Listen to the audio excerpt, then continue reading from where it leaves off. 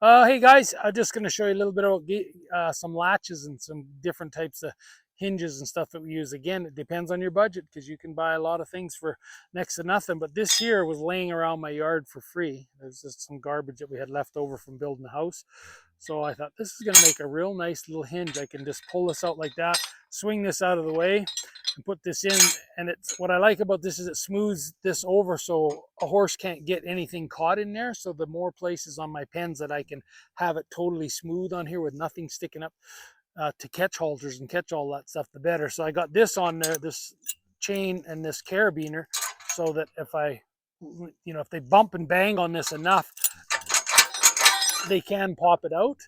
So um, I just put that on there if I think that might happen. And then on this end here, it's just more pipe. Built my own hinges, took a bolt. Hey, come on now, go away. Um, yeah, it's just a bolt welded to this, and I just built the hinges right onto the gate. And so this is all used pipe, an old bolt from somewhere.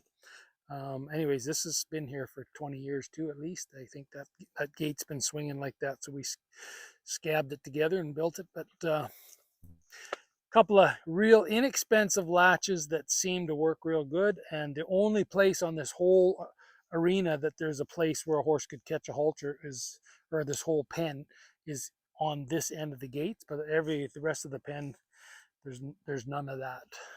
No spots like this, and nothing sticking up higher than the rail. Everything's flush. I'll get into all that in a bit.